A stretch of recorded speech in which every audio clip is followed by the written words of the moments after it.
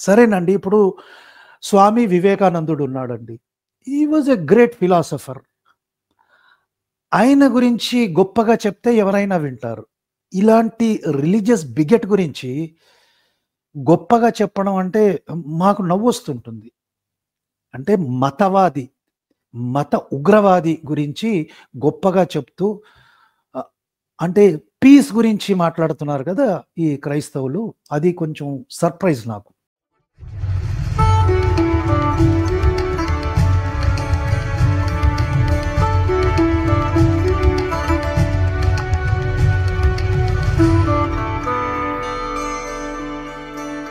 ప్రేక్షకులందరికీ నమస్తే. జై శ్రీరామ్. ఈ రోజులలో ఒక కొత్త ట్రెండ్, ఒక కొత్త ప్రపోజల్ ఒస్తోంది. అది క్రిస్టియన్స్ నుంచి. వీళ్ళేం చెప్తున్నారంటే, గొడవలొద్దు. మేము అంటే ఇప్పుడు హిందూ ధర్మం కోసం ఫైట్ చేస్తున్న వాళ్ళున్నారు గదా! నాలాంటి వాళ్ళు. సో, మేము మీతో గొడవలు పడము. అసలు డిబేట్‌లనే వద్దు. మనం శాంతియుతంగా ఉందాము అని చెప్తున్నారు. సో, మరి శాంతియుతంగా ఉండడం అంటే ఏమిటి అనే డౌట్ మీకు రావచ్చు. అంటే జెన్యూన్ డౌట్. సో, వాళ్ళేమంటున్నారంటే, మేము ఈ హిందూ ధర్మం గురించి మాట్లాడమండి. మేము సైలెంట్‌గా మా పని చేసుకుంటూ పోతాము. అంటే ఏం చేస్తారంటే సైలెంట్‌గా ఊర్లల్లో అన్ని బడి కన్వర్షన్‌లు చేసుకుంటూ పోతారనమాట. అంటే హిందూ ధర్మం గురించి మాట్లాడరు. సైలెంట్‌గా కన్వర్షన్‌లు చేసుకుంటూ పోతారు. సో, మీరు గూడా మీ పనులు చేసుకోండి. మేము మీ జోలికి రాము. అంటే ఇది కొత్త ట్రెండ్ అందామా? లేకుంటే భయపడిపోవడం అందామా? అది విజ్ఞులైన ప్రేక్షకులు మీకే వదిలేస్తాను. మనం ఆల్రెడీ చూసాం.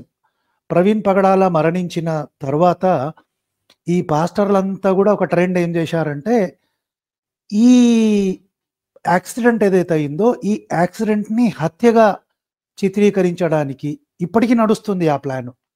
సో, ఈ యాక్సిడెంట్‌ని హత్యగా చిత్రీకరించి దాన్ని హిందువుల మీద వేయడానికి మాక్సిమం ట్రై జేశారు. ఈ రోజుకి ఇప్పటికి గూడా ట్రై చేస్తున్నారు. కానీ అది కావట్లేదు. హైకోర్ట్‌కు, సుప్రీం కోర్ట్‌కు గూడా వెళ్లి మళ్ళీ రీఇన్వెస్టిగేషన్, పోస్ట్‌మార్టం అని నాటకాలాడుతా ఉన్నారు.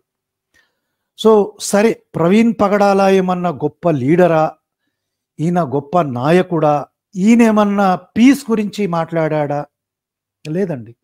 Praveen Pagadala is a religious bigot. He was a religious bigot. ఎందుకంటే ఇతడు సనాతన ధర్మాన్ని తిట్టడం, రాముడిని తిట్టడం, మన స్క్రిప్చర్స్‌ని సనాతనం అని అబ్యూజ్ చేయడము. అంతేకాదండి భరతమాతని, భారతదేశాన్ని తక్కువ చేసి మాట్లాడడం. బ్రిటిషోళ్ళని, క్రిస్టియన్ మిషనరీస్‌ని నెత్తి మీద పెట్టుకొని, వాళ్ళు నా తల్లిదండ్రులని చెప్పడం. ఇలాంటి వ్యక్తి చచ్చిపోతే దాన్ని మర్డర్ కింద చిత్రీకరించి హిందువుల మీద వేయడం. సరేనండి. ఇప్పుడు స్వామి వివేకానందుడు ఉన్నాడండి. హి వాస్ ఎ గ్రేట్ ఫిలాసఫర్. ఆయన గురించి గొప్పగా చెప్తే ఎవరైనా వింటారు. ఇలాంటి రిలీజియస్ బిగెట్ గురించి గొప్పగా చెప్పడం అంటే మాకు నవ్వొస్తుంటుంది. అంటే మతవాది, మత ఉగ్రవాది గురించి గొప్పగా చెప్తూ ఆహ్, అంటే పీస్ గురించి మాట్లాడుతున్నారు కదా! ఈ క్రైస్తవులు. అది కొంచెం సర్ప్రైజ్ నాకు. అయితే ఇదే వ్యక్తి ఆర్య ద్రవిడ అని అంటే హిందువులని డివైడ్ చేయడము. ఆహ్, దళితులని హిందువులు కాదని చెప్పడము. ఇలాంటివన్నీ చేశాడు. మనకు ఆల్రెడీ తెలిసిందే. సో, సరే ఇప్పుడు అల్టిమేట్‌లీ ఏందంటే ఈవెన్ ప్రవీణ్ పగడాల మరణించే సమయానికి గూడా ఒక రకంగా చూస్తే దాదాపు అన్ని డిబేట్‌లలో హిందువులదే పైచేయయింది. ఒప్పుకున్నా మీరు ఒప్పుకోకపోయినా హిందువులదే పైచేయింది. ప్రతి డిబేట్‌లో గూడా హిందువులే క్రిస్టియన్‌లని తుక్కుగా కొడతా ఉన్నారు. సో, ఈ క్రిస్టియన్స్ అంతా ఏంటంటే వాళ్ళు గెలవలేకపోతున్నారు గాబట్టి ఒక టీవీ డిబేట్‌లో ఒక క్రిస్టియను ఎందుకంటే వీళ్ళ పేర్లు గూడా పెద్ద తీసుకోవాల్సిన అవసరం లేదు. వాళ్ళేమంటున్నారంటే, మేమింకా హిందూ ధర్మం జోలికి రాము. హిందూ ధర్మం గురించి మాట్లాడము. మా పనేదో మేము జేసుకుంటాం. మా పనంటే ఏం లేదండి. సైలెంట్‌గా అమాయకుల దగ్గరికెళ్లి కన్వర్షన్‌లు జేసుకోవడం. ఇక అల్టిమేట్‌లీ డబ్బులు గూడా ఒస్తాయి వీళ్ళకి. అలాంటి ప్రపోజల్ తీసుకొచ్చారు. అంటే బేసిక్‌గా వీళ్ళు చెప్పేదంటే, మాకు శాంతి గావాలండి. మేము శాంతియుతంగా ఉంటాము. మాది శాంతి మతము అని చెప్తున్నారు. అసలు సమాజంలో ఈ అలజడి రావడానికి కారణం ఏంది ప్రేక్షకులు? ఇప్పుడు ఈ మతం వాళ్ళు ఊర్ల మీద బడి నా దేవుడే నిజ దేవుడు, నాదే కరెక్ట్, నాదే సత్యము, మీరు పూజిస్తున్నదంతా రాళ్ళు రప్పలు, సనాతనం వేస్టు, రాముడు లేడు, కృష్ణుడు లేడు, ఆర్యులు ఎక్కడి నుంచో వచ్చారు, ఇలా మాట్లాడితే కదా గొడవలు అవుతున్నాయి. మీరు మా ఇండ్లకు రాకుంటే అసలు గొడవలు ఎందుకు ఉంటాయి? సమాజంలో గొడవలే లేవు. కాబట్టి దాన్ని వీళ్ళు పక్కన పెట్టేసి ఇక మేము శాంతియుతంగా ఉంటాము అంటే వీళ్ళు ప్రపంచం మీద బడి చంపిన కోట్ల మంది పోయారు. వీళ్ళు చేసిన హింసలు, దౌర్జన్యాలు అన్నీ పోయాయి. ఇప్పుడు వీళ్ళు శాంతి గురించి మాట్లాడుతున్నారు. అన్నిటికంటే పెద్ద జోక్. వీళ్ళు ఇంకో మాట కూడా మాట్లాడుతున్నారు. అదేంటంటే ఇంకా డిబేట్లు వద్దు, డిబేట్ల వల్ల గొడవలు అవుతున్నాయని. యాక్చువల్గా డిబేట్లు జరగాలండి. యాక్చువల్గా డిబేట్లు జరిగితేనే ఏది నిజం అనేది ప్రజలకి తెలుస్తుంది కదా. అప్పుడు వాళ్ళు ఇన్ఫార్మ్డ్ డిసిషన్ తీసుకుంటారు. ఇప్పుడు బైబిల్ కరెక్టా, సనాతన గ్రంథాలు కరెక్టా తెలిస్తే కదా జనాలు దాన్ని యాక్సెప్ట్ చేస్తారు. గుడ్డిగా యాక్సెప్ట్ చేయాల్సి వస్తుంది లేకుంటే. ఇప్పుడు క్రైస్తవులు ఎట్లాగైతే గుడి నమ్మకంలో ఉన్నారో ఆ గుడితనమే కంటిన్యూ అవుతుంది. సో నేనేమనుకుంటానంటే డిబేట్లు జరగాలి, శాంతియుతంగా జరగాలి. ఇప్పుడు వీళ్ళు ఏం చేస్తారంటే ఊర్లలోకి పోయి హిందూ దేవుళ్ళని తిట్టేసరికి, ఎందుకంటే రీసెంట్గా నేను లాస్ట్ వీడియో పెట్టాను, దాంట్లోనే క్లియర్గా ఉంది. వీళ్ళు గుళ్ళకి వెళ్ళి ఏసే నిజ దేవుడు అని రాస్తారు, యెహోవా దేవుడు అని రాస్తారు.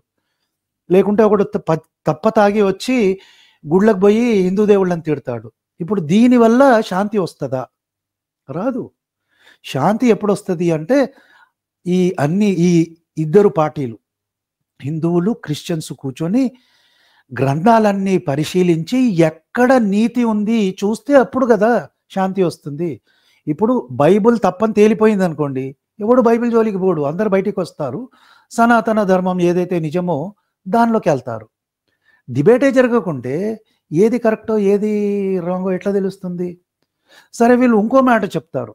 అది ఏంటంటే లేదండి, మాకు ఆల్రెడీ రాజ్యాంగం ఒక హక్కు ఇచ్చింది, మేము మా రిలీజన్ని ప్రపగేట్ చేసుకుంటాము అంటారు. అయితే ఇక్కడ మరి భారత రాజ్యాంగం ఏం చెప్పిందో కూడా మనం ఒక షార్ట్గా డిస్కస్ చేసుకుందాం. రాజ్యాంగం ఏం చెప్తుందో నేను మీకు చూపిస్తాను ప్రేక్షకులు.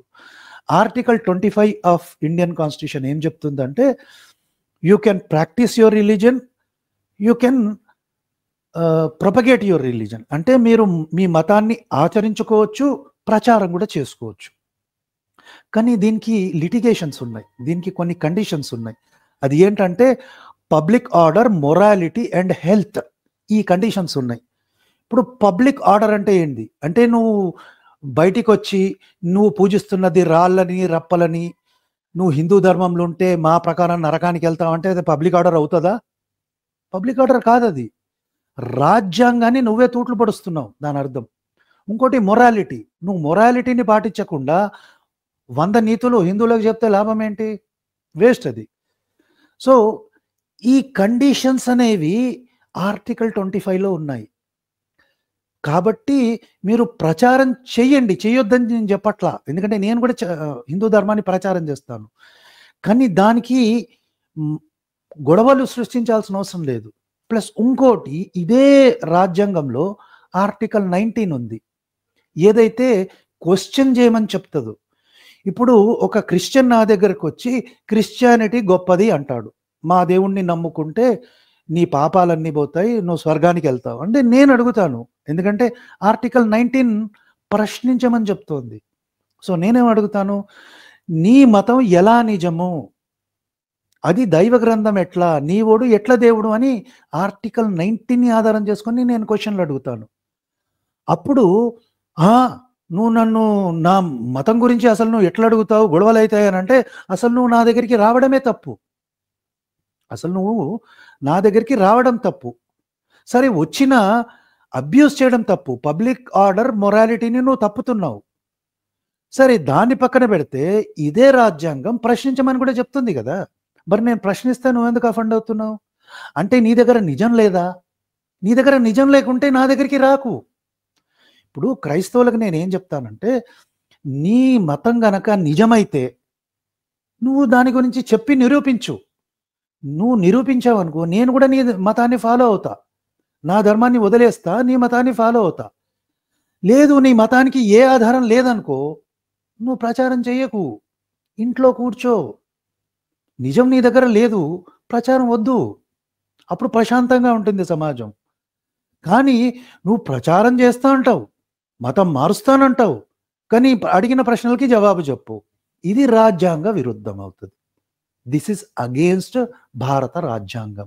వీళ్ళు ఇంకో మాట చెప్తారు, అదేంటంటే మతం మారే హక్కు అందరికీ ఉందంటారు.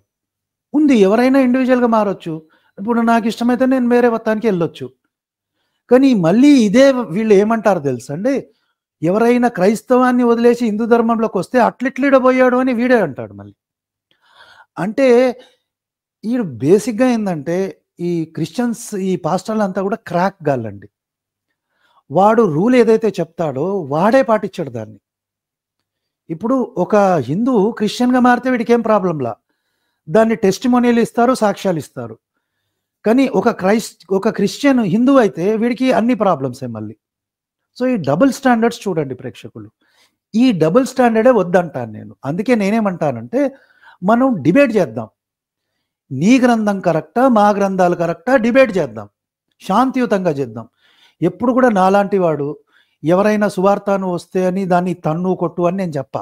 నేనేమంటానంటే వాడిని శుభ్రంగా కూర్చోబెట్టి కెమెరా ఆన్ చేసి శుభ్రంగా కొన్ని ప్రశ్నలు అడగండి. ప్రశ్నలు అడిగితే ఏమవుతుంది, నీది నిజమా కాదా తెలిసిపోతుంది అక్కడే. సరే లేదు పెద్ద రకంగా డిబేట్ చేద్దాం, ఘనంగా డిబేట్ చేద్దాం, రండి. ఒక ముగ్గురు ఇక్కడ ముగ్గురు అక్కడ కూర్చొని చర్చిద్దాం. అసలు బైబుల్ నిజమా, బైబుల్ తర్కానికి నిలబడుతుందా, అసలు బైబుల్కి హిస్టారికల్ ఆధారం ఉందా చర్చిద్దాం. దానికి లేదనుకోండి మీరు కూడా బయటికి రావచ్చు శుభ్రంగా. అప్పుడు వీళ్ళు ఏమంటారంటే అదేంది నా మతాన్ని నేను నీ మతం తప్పని తేలితే దాంట్లోకి ఎందుకు ఉంటున్నావు అంటే, నీ మతం తప్పని తేలినా కూడా నువ్వు దాంట్లోనే ఉంటావు, ఎందుకంటే నీకు డబ్బులు వస్తున్నాయి అందుక. ఇప్పుడు నీ మతం తప్పని తేలింది అనుకో, బయటికి వచ్చాయి నువ్వు కూడా, ఇది తప్పు నేను బయటికి వచ్చేసిన సనాతన ధర్మంలోకి వచ్చాయి. లేదు నువ్వు సనాతన ధర్మం తప్పని నిరూపిస్తే మేము మీ దాంట్లోకి వస్తాం. సో నేనేం చెప్తున్నానంటే చర్చల ద్వారానే సాధ్యం. ఇప్పుడు ఆ మధ్యలో ఎవరో సువార్తను వస్తే పేడ నీళ్ళు చల్లారన్నారు, అది పెద్ద అబ్జెక్షన్. అరే నేనేమంటున్నా, పేడ నీళ్ళు చల్లొద్దు, కొట్టుకోవద్దు, మనం శుభ్రంగా కూర్చొని చర్చించుకుందాం, ఏది నిజమో తేలుద్దాం. తేలిస్తే అసలు ప్రాబ్లమే ఉండదు. అండ్ ఇంకో ప్రశ్న కూడా నేను ఈ వీడియో ద్వారా క్రైస్తవులకు వేస్తున్నాను, అన్ని మతాలు సమానమా అంటే క్రిస్టియానిటీ, సనాతన ధర్మం, ఇస్లాం ఇవన్నీ సమానమా, ఆ క్వశ్చన్ నేను మీకు వేస్తున్నాను. కొందరు అంటారు అవునండి అన్ని సమానమైతే మతం మారడం ఎందుకు, మళ్ళీ అన్ని సమానమైతే ఇంకా మతం మారాల్సిన అవసరం లేదు. లేదు సమానం కాదు, ఏది సుప్రీమో చెప్పండి, ఏది కరెక్టో చెప్పండి. ఒకవేళ క్రిస్టియానిటీయే కరెక్ట్ అయితే అది ఎట్లా కరెక్టో నిరూపించండి, మేము కూడా కన్సిడర్ చేస్తాం మీ ప్రపోజల్. సో అది ప్రేక్షకులు. వీళ్ళు ఒక పక్క ఏమంటారంటే గొడవలు వద్దు మాకంటారు. గొడవలు వద్దు అంటే చర్చలే కారణం, అంటే చర్చల ద్వారానే సాధ్యం అండి ఏది నిజమో ఏది అబద్ధమో నిరూపించడానికి. ఇంకోటి మనం చర్చలు చేసి ఏది కరెక్టో డిసైడ్ చేద్దాం. ఇంకొందరు ఏమంటారంటే లేదండి చర్చల ద్వారా ఏమి తేలదు. తేలాలంటే మీలో నీతి ఉండాలండి. తేలాలంటే మీరు అన్నీ యాక్సెప్ట్ చేయగలిగిన దై ఉండాలి. ఇప్పుడు నేను క్రిస్టియానిటీయే కరెక్టు, దాంట్లో 100 తప్పులున్నా అదే కరెక్ట్ అని వితండవాదం చేస్తే ఇక నేనేం చేయలేను. చర్చల ద్వారా ఏది నిజమో ఏది అబద్ధమో డిసైడ్ చేద్దాం.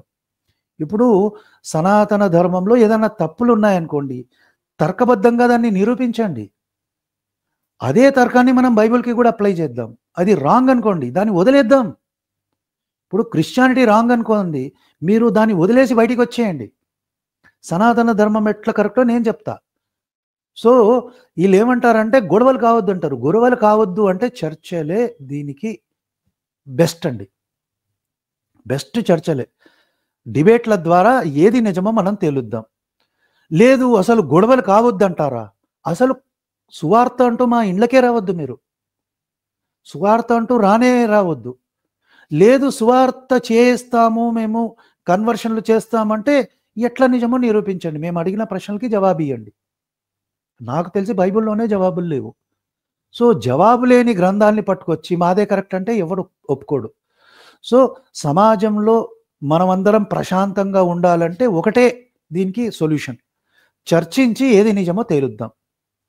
లేదు మేము జవాబు చెప్పలేము, మేము చెప్పము, అసలు మా ఇళ్ళకే రాకండి, అసలు హిందువుల జోలికే రావద్దు, మీ ఇంట్లో కూర్చొని మీ మతాన్ని పాటించుకోండి.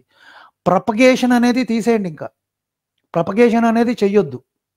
లేదు ప్రపగేషన్ చేస్తారా, ప్రశ్న ఏదైతే అడుగుతున్నామో దానికి జవాబులు చెప్పడానికి సిద్ధంగా ఉండండి. సో అది ప్రేక్షకులు నేను ఈ వీడియో ద్వారా చెప్పేది. మీరు సువార్త చేసుకోండి శుభ్రంగా, కానీ మా ప్రశ్నలకి జవాబు ఇవ్వండి, లేదంటే శుభ్రంగా డిబేట్కి రండి. ఇది ఒకటే.